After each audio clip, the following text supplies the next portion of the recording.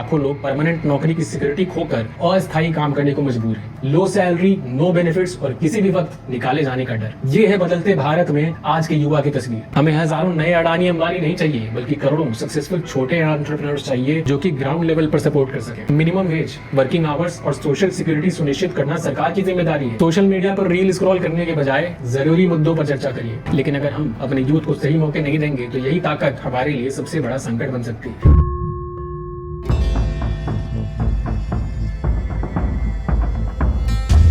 एक सपना, एक बीटेक की डिग्री और उस डिग्री के साथ एक सुरक्षित भविष्य का वादा। ये वो सपना है जो भारत के करोड़ों माता पिता अपनी आंखों में लिए अपने बच्चों को पढ़ाते हैं। वे अपनी जिंदगी भर की जमा पूंजी अपने बच्चों में लगा देते हैं इस उम्मीद के साथ कि इनका बेटा या बेटी एक दिन इंजीनियर बनेगा, मल्टीनेशनल कंपनी में काम करेगा और अच्छी नौकरी से परिवार की सारी मुश्किलें खत्म कर देगा। आज की जो युवा मांग रहे हैं नौकरी, ये सब उसको हिंदू मुस्लिम में बांट दिया जा रहा है। सबसे बड़ी सेक्टर है जॉब का, आप उसी को बेच दीजिएगा, युवा जाएगा कहाँ? लेकिन क्या हो जब ये सपना एक भयानक दुस्वप्न में बदल जाए? क्या हो जब लाखों रुपए खर्च करने और 4 साल की कड़ी मेहनत के बाद वो डिग्री सिर्फ एक कागज का टुकड़ा बनकर रह जाए? लाइफ में एक बात हमेशा याद रखना, जो तुम्हारी डिग्री है, कॉलेज है, इट डजंट मैटर। ये कहानी है आज के भारत के करोड़ों युवाओं की। ये कहानी है उस सच्चाई की जिसे मेन स्ट्रीम मीडिया आपको नहीं दिखाएगा। आज हम बात करेंगे उस संकट की जो हमारे देश की नींव को हिला रहा है, यूथ अनएम्प्लॉयमेंट। लेकिन हम सिर्फ बेरोजगारी के आंकड़ों की बात नहीं करेंगे दोस्तों, हम बीटेक की डिग्री से आगे बढ़कर उस सिस्टम को समझने की कोशिश करेंगे जो हमारे युवाओं की आकांक्षाओं को कुचल रहा है। क्यों 3000 इंजीनियर एक वॉक इन इंटरव्यू के लाइन में घंटों लगे रहते हैं? क्यों हमारे युवा इजराइल जैसे देशों में मजदूरी करने को मजबूर है? और सबसे बड़ा सवाल, जब देश $5 ट्रिलियन की इकोनॉमी बनने का जश्न मना रहा है तो इस जश्न में देश के युवाओं के लिए कोई जगह क्यों नहीं है? आपके और मेरे हिस्से की नौकरियां आखिर कहां चली गई? आइए आज इन कड़वे सवालों के जवाब को ढूंढते हैं। डिग्री नहीं होगी तो नौकरी नहीं होगी, नौकरी नहीं होगी तो कोई बाप अपनी बेटी नहीं देगा, बैंक क्रेडिट कार्ड नहीं देगी, दुनिया रिस्पेक्ट नहीं देगी। सरकार ही पैसा लेती है, यूनिवर्सिटी पैसा लेती है। आज हमको ऐसा स्थिति हो गया है कि हम लोग रोड पे दर भटक रहे हैं। थोड़ा ये भी सोचिए कितना ज्यादा बेरोजगारी आपके देश में आया क्यों? इसका मतलब आपका पॉलिसी बहुत खराब है। लोग बुर्बक आदमी है का? पढ़े लिखे स्टूडेंट है स्टूडेंट। दोस्तों, किसी भी समस्या को हल करने के लिए पहले उसे स्वीकार करना जरूरी है और बेरोजगारी की समस्या को समझने के लिए हमें सबसे पहले उसके ह्यूज साइज को देखना होगा। सरकारी आंकड़े यानी periodic labour force survey PLFS के ताजा मंथली बुलेटिन को देखें तो जून 2025 में भारत का ओवरऑल अनएम्प्लॉयमेंट रेट 5.6% पर बना हुआ है। सुनने में ये आंकड़ा शायद बहुत बड़ा नहीं लगता है। सरकार अक्सर इसी आंकड़े को दिखाकर कहती है कि सब कुछ ठीक है, लेकिन शैतान हमेशा की तरह डिटेल्स में छिपा है। असली और डरावनी तस्वीर तब सामने आती है जब हम युवाओं की बात करते हैं। 15 से 29 साल के युवाओं के बीच शहरी बेरोजगारी दर 2025 के मई में 18% तक पहुंच गया। इसका मतलब है कि शहरों में हर 6 में से 1 युवा जो काम करना चाहता है उसके पास नौकरी नहीं है। और अगर हम पढ़े लिखे युवाओं की बात करें तो स्थिति और भी गंभीर है। हाल की रिपोर्ट्स बताती हैं कि जिन युवाओं के पास ग्रेजुएशन की डिग्री है उनमें बेरोजगारी की दर सबसे ज्यादा है। पिताजी ने हमेशा पढ़ने को बढ़ावा दिया पर नौकरी ना मिली। Our aim is to create job। युवाओं को बेरोजगार रखने वालों, जनता माफ नहीं करेगी। ये सिर्फ बेरोजगारी नहीं है दोस्तों, ये एक 3 सिर वाला राक्षस है। पहला सिर है खुली बेरोजगारी यानी ओपन अनएम्प्लॉयमेंट, जहां आपके पास कोई काम नहीं है। दूसरा ज्यादा खतरनाक सिर है अल्प रोजगार यानी अंडर एम्प्लॉयमेंट, यानी एक एमटेक की डिग्री होल्डर ग्रुप डी की चपरासी की नौकरी के लिए आवेदन करता है, काम तो है लेकिन उसकी योग्यता और उसकी क्षमता से बहुत नीचे। भारत की ज्यादातर प्राइवेट कंपनीज में मैक्सिमम वर्कफोर्स जो है वो अंडर एम्प्लॉयड ही है, जो कि एक भयावह स्थिति है। हालांकि इस स्थिति में और भी फैक्टर शामिल हैं, जैसे बॉस के साथ सोने वाले या उनकी चमचागिरी करने वाले हमेशा अपनी योग्यता से आगे निकल जाते हैं, लेकिन इस पर कभी और चर्चा करेंगे। इस बेरोजगारी का जो तीसरा सिर है वो है प्रचंड बेरोजगारी यानी डिस्गाइज्ड अनएम्प्लॉयमेंट, जैसे कि लाखों लोग मन मुताबिक या क्वालिफिकेशन के अकॉर्डिंग काम ना मिलने की वजह से शहरों से वापस अपने गांव में खेती करने चले गए। कागज पे तो वे नियोजित दिखते हैं, लेकिन क्या इससे समस्या हल हो जाती है? जी नहीं, ये सिर्फ छिप जाती है। ग्रेजुएशन जब ज्वाइन की तो मैंने कहा एग्रीकल्चर लाइन में अच्छा पैसा है और सिलेक्शन इसमें बहुत जल्दी होती है। उस टाइम होते थे। मैं प्रेजेंट टाइम बिग बास्केट में काम करता हूँ, ग्रेजुएट भी हूँ और प्लस में कंप्यूटर कोर्सेज भी हैं, मतलब हर चीज़ की मुझको नॉलेज है। और इन सब के बीच एक और खतरनाक ट्रेंड है, हमारे वर्कफोर्स से महिलाओं की भागीदारी लगातार घट रही है। करोड़ों महिलाएं जिन्होंने किसी वजह से नौकरी छोड़ दी थी, उन्होंने दोबारा नौकरी तलाशने या उसे ज्वाइन करने का प्रयास ही नहीं किया। और ऐसे लोग जो पूरी तरह से निराश हो चुके हैं और जिन्होंने नौकरी खोजना ही बंद कर दिया है, उन्हें तो बेरोजगारी के आंकड़ों में गिना भी नहीं जाता। तो असल में जमीनी हकीकत सरकारी आंकड़ों से कहीं ज्यादा भयावह है। हम एक ऐसी पीढ़ी तैयार कर रहे हैं जिसे स्कॉलर क्रेग जेफरी ने नोवेयर जनरेशन कहा था। एक ऐसी पीढ़ी जिसके पास शिक्षा तो है लेकिन भविष्य का कोई रास्ता नहीं है। तो सवाल ये है कि ये जो पाइपलाइन है जो एजुकेशन से शुरू होकर के एम्प्लॉयमेंट पर खत्म होनी चाहिए थी, उसमें लीकेज कहाँ पर है, दिक्कत कहाँ आ रही है। चलिए इस लीकेज को 3 हिस्सों में तोड़कर आसानी से समझते हैं। भारत में इंजीनियरिंग एक धर्म की तरह है, लेकिन आज इस धर्म पर सबसे बड़ा संकट मंडरा रहा है। जैसा कि मैंने अपने पिछले वीडियो में बताया था, हमारे देश में इंजीनियरिंग कॉलेजों की सीटें खाली पड़ी हैं और साल 2025 में यह हाल अभी भी बदला नहीं है। हाल ही में गुजरात में डिप्लोमा इंजीनियरिंग कॉलेज की काउंसिल का पहला राउंड खत्म हुआ और 62,000 में से केवल 26,000 छात्रों ने ही एडमिशन कन्फर्म किया, यानी 58% सीटें खाली रह गई। कई प्राइवेट कॉलेजों में तो एक भी एडमिशन ही नहीं हुआ। तो आखिर ऐसा क्यों है? दरअसल इसके 4 मेन रीजंस हैं। सबसे पहला है भारी भरकम फीस। IIT से लेकर प्राइवेट कॉलेजों तक फीस जो है आसमान छू रही है। देश में महंगाई इतनी बढ़ चुकी है कि एक एवरेज फैमिली के लिए अपने बच्चे को इंजीनियर बनाना लगभग नामुमकिन हो चुका है। दूसरा रीजन है शिक्षा की घटती हुई क्वालिटी। ज्यादातर प्राइवेट कॉलेजों में पढ़ाने वाले जो फैकल्टी हैं वो खुद ही क्वालिफाइड नहीं है। मर्सर मेटल की India's graduate skill index 2024 report के मुताबिक भारतीय ग्रेजुएट्स की समग्र रोजगार योग्यता यानी ओवरऑल एम्प्लॉयबिलिटी जो है वो साल 2023 में 44.3% थी, जो 2024 में 42.6% हो गई, यानी 100 में से 57 ग्रेजुएट्स नौकरी के लायक ही नहीं है। तीसरा रीजन है फैकल्टी की कमी, और ये सिर्फ प्राइवेट कॉलेजों का हाल नहीं है दोस्तों।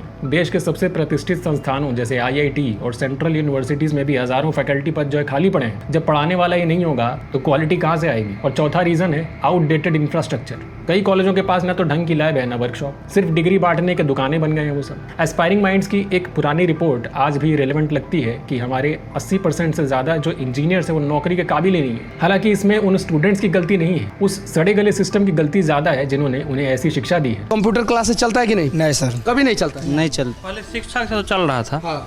जी, अभी शिक्षक नहीं तो बंद है। जब प्राइवेट सेक्टर में बीटेक करने के बाद भी नौकरी नहीं मिलती है तो युवा सरकारी नौकरी की तरफ भागता है। उसे लगता है कि यहाँ तो जिंदगी सेट है, लेकिन ये भी एक ऐसा माया जाल है जिसमें करोड़ों युवा फंस कर अपना जीवन बर्बाद कर लेते हैं। उत्तर प्रदेश में पुलिस कांस्टेबल की 60,000 भर्तियों के लिए 50 लाख लोगों ने आवेदन किया। रेलवे की ग्रुप डी की नौकरी के लिए, जिसके लिए 10वीं पास होना ही काफी है, उसके लिए बीटेक, MBA और मास्टर्स की डिग्री वाले लाइन में लगे। और अगर किसी तरीके से परीक्षा की तैयारी हो भी जाए तो एक नया राक्षस सामने आ जाता है, पेपर लीक। साल 2024-25 में नीट UG से लेकर यूपी पुलिस भर्ती और UGC नेट तक शायद ही कोई ऐसी बड़ी परीक्षा हो जिसका पेपर ना लीक हुआ हो। और ये सिर्फ एग्जाम कैंसिल होना नहीं है दोस्तों, ये करोड़ों युवाओं के भविष्य के साथ एक क्रूर मजाक है। और सबसे बड़ी विडंबना देखिए, एक तरफ करोड़ों लोग नौकरियों के लिए भटक रहे हैं और दूसरी तरफ केंद्र और राज्य सरकारों में लाखों पद खाली पड़े हैं। अकेले केंद्र सरकार में लगभग 9.5 लाख से ज्यादा खाली पद पड़े हैं। स्कूलों में टीचर नहीं है, अस्पतालों में स्टाफ नहीं है, रेलवे में सेफ्टी कैटेगरी में 3 लाख से ज्यादा पद खाली पड़े हैं। क्यों नहीं होगा रेलवे में एक्सीडेंट? लेकिन सरकार इन पदों को भरने के लिए तैयार ही नहीं है। क्यों? इसका जवाब शायद किसी के पास नहीं है। अब कुछ लोग कहेंगे कि सरकारी नौकरी छोड़ो, प्राइवेट सेक्टर में आ जाओ, वहाँ तो ग्रोथ ही ग्रोथ है। लेकिन क्या सच में ऐसा पॉसिबल है? चलिए देश की बड़ी IIT कंपनियों का एग्जाम्पल लेते हैं, TCS, इन्फोसिस और विप्रो। ये कंपनियां हर क्वार्टर में हजारों करोड़ों का मुनाफा कमाती हैं, लेकिन जब नौकरियों की बात आती है तो हायरिंग या तो नेगेटिव में है या बिल्कुल ही ठप। साल 2023-24 में इन कंपनियों ने हजारों कर्मचारियों की छटनी कर दी और 2025 में भी स्थिति बहुत बेहतर नहीं है। नासकॉम का अनुमान है कि AI ऑटोमेशन की वजह से IT सेक्टर में एंट्री लेवल जॉब्स तो लगभग खत्म ही होने वाली हैं। हालांकि ये सिर्फ IT की कहानी नहीं है दोस्तों। HUL और ITC जैसी बड़ी FMCG कंपनियां जिनका सालाना टर्नओवर हजारों करोड़ में है, वो सिर्फ 20 से 25 हजार को ही सीधे तौर पर रोजगार देती हैं। कोका कोला जैसी बड़ी कंपनी ने पिछले 10 सालों में अपने एम्प्लॉइज की संख्या लगभग आधी कर दी है, जबकि उसका मुनाफा लगातार बढ़ गया है। As Coca-Cola employees left work Thursday afternoon, they told us some co-workers had already been told they were losing their jobs. Atlanta headquarters, and a spokesperson tells me about 500 of them are being laid off. तो आखिर ऐसा हो क्यों रहा है? दरअसल इस phenomena को जॉबलेस ग्रोथ कहते हैं। कंपनियां बड़ी हो रही हैं, उनका मार्केट कैप बढ़ रहा है, वो मुनाफा तो कमा रही हैं, लेकिन रोजगार पैदा नहीं कर रही हैं। वे अपने मौजूदा कर्मचारियों से ही डबल काम करवा रही हैं, जिस वजह से भारत आज वर्क प्लेस बर्नआउट के मामले में दुनिया में टॉप पर है। टेक्नोलॉजी और ऑटोमेशन का इस्तेमाल एफिशिएंसी बढ़ाने के लिए बताया जा रहा है, लेकिन असल में उसे इंसानों की जगह लेने के लिए ज्यादा यूज किया जा रहा है। तो अब जब पारंपरिक नौकरियां खत्म हो रही हैं तो युवा जाए कहां? अनफॉर्चुनेटली वो जा रहा है गिग इकोनॉमी की तरफ। स्विगी, जोमैटो, उबर और अर्बन कंपनी। वैसे तो सुनने में अच्छी लगती हैं सब कंपनियां, बी योर ओन बॉस, अपनी मर्जी के मालिक, लेकिन क्या ये सच है? द वायर की एक रिपोर्ट इस चमक दमक के पीछे का अंधेरा दिखाती है। नीति आयोग का अनुमान है कि साल 2029-30 तक भारत में 2.35 करोड़ गिग वर्कर्स होंगे। लेकिन इन वर्कर्स के पास आखिर है क्या? न जॉब सिक्योरिटी, न फिक्स्ड सैलरी, न हेल्थ इंश्योरेंस, न पेड लीव। कहने के लिए तो ये आपके पार्टनर है, जैसे डिलीवरी पार्टनर, ड्राइवर पार्टनर, लेकिन असल में वे एक एक ऐसे एल्गोरिदम के गुलाम हैं जो उन्हें हर समय कंट्रोल करता है। 10 मिनट में डिलीवरी पहुंचाने का दबाव उनकी जान हमेशा जोखिम में डालता है। 10 मिनट के अंदर मुझे डिलीवर करना है। ये सॉफ्टवेयर यूज करते करते हमारे को भी सॉफ्टवेयर जैसा ही समझ लिया। रोड पे मरते भी रहते हैं हम, कंप्लेन करते भी रहते, कोई सुनवाई नहीं। सरकार ने साल 2020 में कोड ऑन सोशल सिक्योरिटी में गिग वर्कर्स के लिए प्रावधान तो किए थे और हाल ही में उन्हें आयुष्मान भारत योजना के तहत लाने की भी बात कही गई थी, लेकिन ग्राउंड लेवल पर इसका इम्प्लीमेंटेशन अभी भी दूर की कौड़ी है। और ये गिगिफिकेशन सिर्फ डिलीवरी जॉब्स तक सीमित नहीं है, अब ये व्हाइट कॉलर जॉब्स में भी घुस चुका है। स्कूल और कॉलेजों में परमानेंट टीचर की जगह गेस्ट फैकल्टी बुलाए जा रहे हैं। बड़ी बड़ी IT और फाइनेंस कंपनियों में परमानेंट हायरिंग की जगह कॉन्ट्रैक्ट पर या फ्लेक्सी स्टाफ रखा जा रहा है। इंडियन स्टाफिंग फेडरेशन के मुताबिक फ्लेक्सी स्टाफिंग इंडस्ट्री लगातार बड़ी हो रही है और इसका सीधा मतलब है कि लाखों लोग परमानेंट नौकरी की सिक्योरिटी खोकर अस्थायी काम करने को मजबूर हैं। लो सैलरी, नो बेनिफिट्स और किसी भी वक्त निकाले जाने का डर, ये है बदलते भारत में आज के युवा की तस्वीर। एक तो जिंदगी में मेरे ऐसे लोग लगे हैं, ऊपर से ये जॉब को लेकर इतना ज़्यादा दिक्कत है कि मैं तो क्या ही बताऊं। तो क्या इसका कोई समाधान नहीं है? क्या हम सिर्फ शिकायतें करते रहेंगे? जी नहीं, समाधान है, लेकिन उसके लिए एक मजबूत पॉलिटिकल विल की जरूरत होगी। सबसे पहला और सबसे जरूरी कदम है कि सरकारों को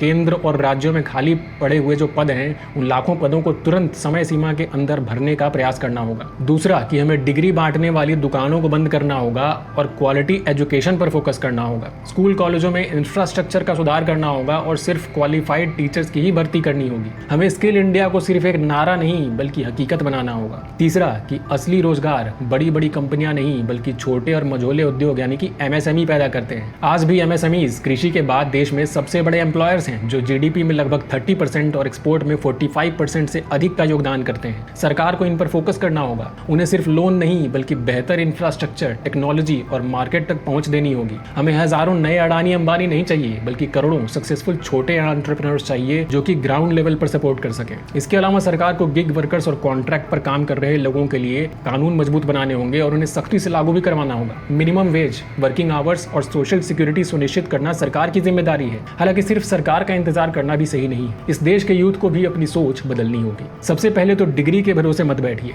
कोई भी प्रैक्टिकल स्किल सीखिए, चाहे वो कोडिंग हो, डिजिटल मार्केटिंग हो, वीडियो एडिटिंग हो या फिर प्लम्बिंग ही क्यों ना हो। कुछ सीखते रहना और खुद को अपग्रेड करते रहना बहुत जरूरी है, वरना भारत की आबादी तो आपको पता ही है। साथ ही नौकरी ढूंढने वाले नहीं, नौकरी देने वाले बनिए। छोटे से शुरू कीजिए, एक चाय की दुकान, एक क्लाउड किचन भी शुरुआत ही है। और सबसे जरूरी, अपने अधिकारों को जानें, सरकार की पॉलिसीज को समझें, सवाल पूछें। सोशल मीडिया पर रील स्क्रॉल करने के बजाय जरूरी मुद्दों पर चर्चा करिए। जब देश का युवा जागेगा, एकजुट होकर अपने भविष्य के लिए आवाज उठाएगा, तभी असली बदलाव आएगा। दोस्तों, भारत दुनिया का सबसे युवा देश है। हमारी ये युवा आबादी हमारी सबसे बड़ी ताकत हो सकती है, लेकिन अगर हम अपने यूथ को सही मौके नहीं देंगे तो यही ताकत हमारे लिए सबसे बड़ा संकट बन सकती है। ये बीटेक की डिग्री या किसी एक कोर्स की बात नहीं है दोस्तों, ये करोड़ों एस्पिरेशंस की बात है, या यूं कहें कि देश के भविष्य की बात है। अगर इस वीडियो ने आपको सोचने पर मजबूर किया हो तो इसे अपने दोस्तों और परिवार के साथ शेयर करिए। हमें इस चर्चा को आगे बढ़ाना होगा, क्योंकि जब तक हम इस समस्या पर खुलकर बात नहीं करेंगे तब तक समाधान का रास्ता नहीं निकलेगा। नेक्स्ट वीडियो में एक और आई ओपनिंग टॉपिक पर होगी बात। जय हिंद।